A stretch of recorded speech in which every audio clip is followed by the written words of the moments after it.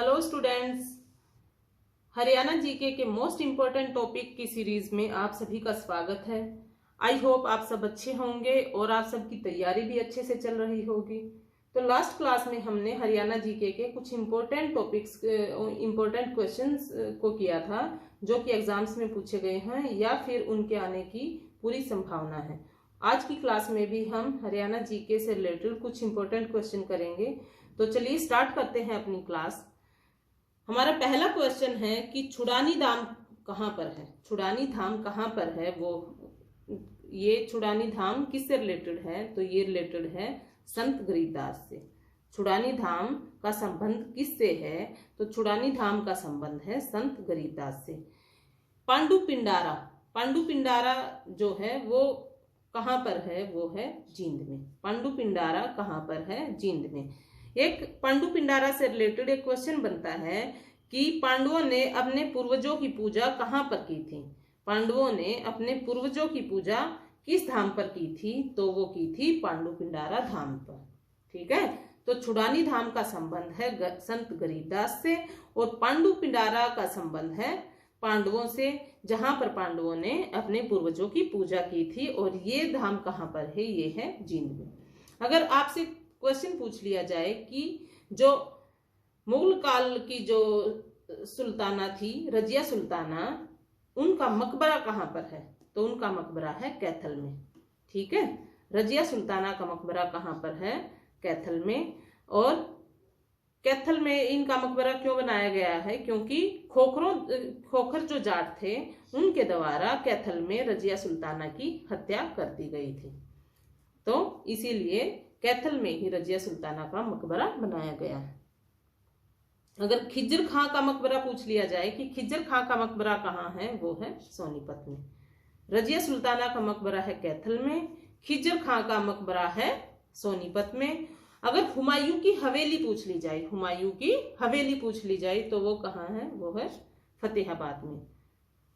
रजिया का मकबरा कैथल, खिज्जर खां का मकबरा सोनीपत, हुमायूं की हवेली, हुमायूं का मकबरा नहीं, हुमायूं की हवेली। हुमायूं की हवेली कहाँ है? वो है फतेहाबाद में। अगर 40 हाबिज का मकबरा पूछ लिया जाए, ये एक बहुत ही इंपॉर्टेंट क्वेश्चन है कि 40 हाबिज का मकबरा कहाँ है? वो है हिसार में।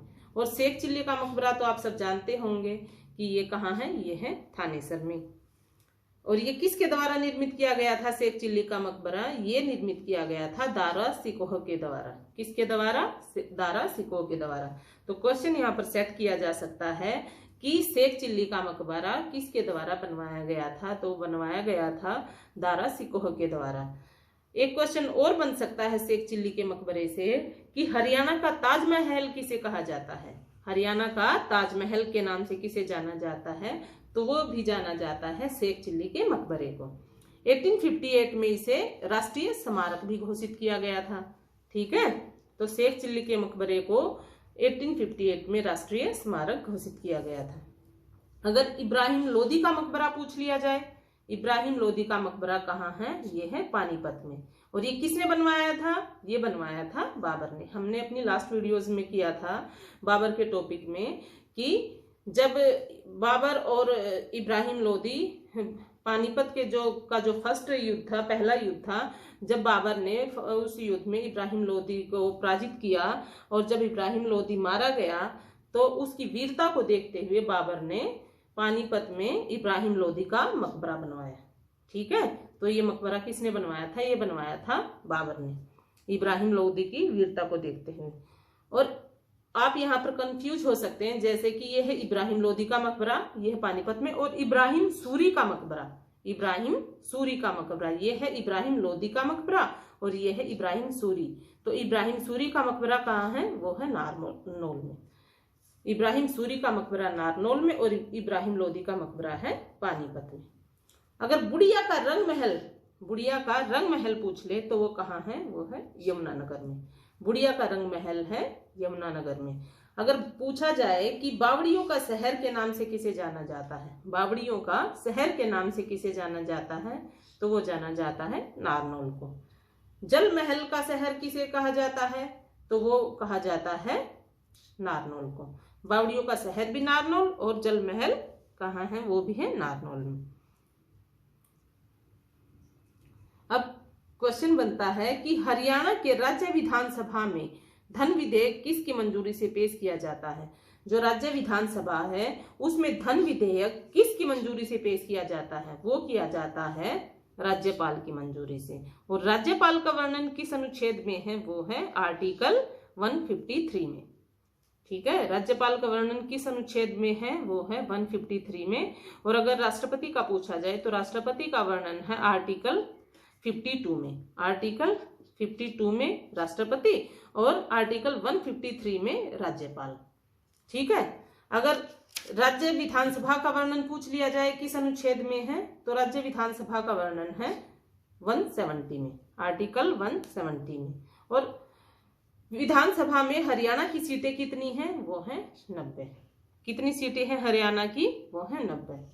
अब एक और टॉपिक लेते हैं हम, जिस और उससे रिलेटेड कुछ क्वेश्चन करते हैं कि हरियाणा में जो वर्षा है उससे रिलेटेड जितने क्वेश्चन बनेंगे वो यहाँ पर हम कवर करेंगे। जैसे कि हरियाणा में औसत वर्षा कितनी होती है। हरियाणा में जो एवरेजन जो रेनफॉल है वो कितना होता है, वो होता है 45 सेंटीमीटर। ठीक है, हरियाणा में औसत वर्षा कितनी होती है, 45 सेंटीमीटर। अगर हरियाणा में सबसे ज्यादा वर्षा पूछ ली जाए वो कहाँ होती है, वो होती है अंबाला में। और अगर ऑप्शन में अंबाला ना हो और पंचकुला हो तो आपको पंचकुला पर टिक करना है। ठीक है, अगर सबसे ज्यादा वर्षा पूछ ली जाए हरियाणा में तो वो होती है अंबाला में। और अगर ऑप्शंस में अंबाला ना देकर पंचकुला दे दिया जाए तो आप टिक करेंगे पंचकुला को। और हाँ, अगर अंबाला है तो आप अंबाला को ही टिक करेंगे। ठीक है, इसके बाद सबसे कम वर्षा कहाँ होती है, वो होती है सिरसा में।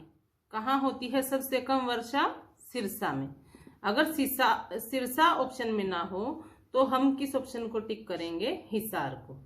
ठीक है, और लेकिन अगर सिरसा ऑप्शन में है तो हम सिरसा को ही टिक करेंगे। ठीक है, औसत वर्षा होती है हरियाणा में 45 सेंटीमीटर। अगर सबसे ज्यादा पूछ लिया जाए तो अंबाला, और अंबाला ऑप्शन में ना हो तो पंचकुला। और अगर सबसे कम वर्षा पूछ ली जाए तो वो सिरसा में, और अगर सिरसा ऑप्शन में ना है तो वो है फिर होगा हिसार। ठीक है, हरियाणा में सबसे ज्यादा वर्षा वाला स्थान, ये तो बात हो रही है कि हरियाणा में जो डिस्ट्रिक्ट है, ये डिस्ट्रिक्ट की बात हो रही है। लेकिन अगर प्रॉपर कोई स्थान पूछ लिया जाए कि हरियाणा में सबसे वर्षा वाला स्थान कौन सा है, तो वो है यमुनानगर में। यमुनानगर में कौन सा स्थान है, छछरौली। ठीक है, तो यहाँ पर वर्षा 200 सेंटीमीटर तक पहुंच जाती है। वैसे तो एवरेजन जो हरियाणा की वर्षा है वो है 45 सेंटीमीटर, लेकिन जो यमुनानगर का जो छछरौली है वहां पर वर्षा कहाँ तक कितनी पहुंच जाती है, 200 सेंटीमीटर तक। और अगर हरियाणा में सबसे कम वर्षा वाला स्थान पूछ लिया जाए, जैसे ये तो थी हमारी हरियाणा की डिस्ट्रिक्ट सबसे कम वर्षा वाली सिरसा, लेकिन अगर कोई प्रॉपर स्थान पूछ लिया जाए तो वो है लोहारू। और ये लोहारू कहाँ है, ये है भिवानी में। और यहाँ पर वर्षा 20 सेंटीमीटर तक पहुंच जाती है। कितने तक पहुंच जाती है, 20 सेंटीमीटर तक। ठीक है, अगर प्रॉपर डिस्ट्रिक्ट देके पूछा जाए सबसे ज्यादा तो अंबाला, और अगर सबसे कम पूछी जाए डिस्ट्रिक्ट में तो वो है सिरसा, और अगर प्रॉपर स्थान पूछ लिया जाए तो वो है छछरौली, यमुनानगर और लोहारू, भिवानी। ठीक है, अब लेते हैं हमारा क्वेश्चन कि हरियाणा में सबसे ठंडा शहर, हरियाणा में सबसे ठंडा शहर या सबसे गर्म शहर पूछ लिया जाए, या सबसे ठंडा और सबसे गर्म, तो इन दोनों के लिए क्या आएगा, वो है हिसार।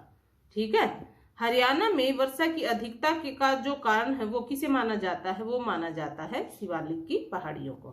ठीक है, तो क्वेश्चन बन सकता है कि हरियाणा में वर्षा की अधिकता का जो मेन कारण है वो क्या है, वो है शिवालिक की पहाड़ियां। ठीक है, तो चलिए आज की क्लास को हम यहीं पर विराम देते हैं और मिलते हैं अपनी नेक्स्ट क्लास में कुछ और इम्पोर्टेंट क्वेश्चंस और इम्पोर्टेंट टॉपिक्स के साथ। और हाँ, यदि आपको क्लास अच्छी लगी हो तो चैनल को सब्सक्राइब करें और बेल आइकन को जरूर दबाएं। सॉरी, चैनल को सब्सक्राइब करें और बेल आइकन को जरूर दबाएं ताकि आपको वीडियोस का नोटिफिकेशन टाइम पर मिलता रहे। वीडियोस को लाइक जरूर कर दें और अपने दोस्तों को शेयर करें। तब तक के लिए thank you and good bye.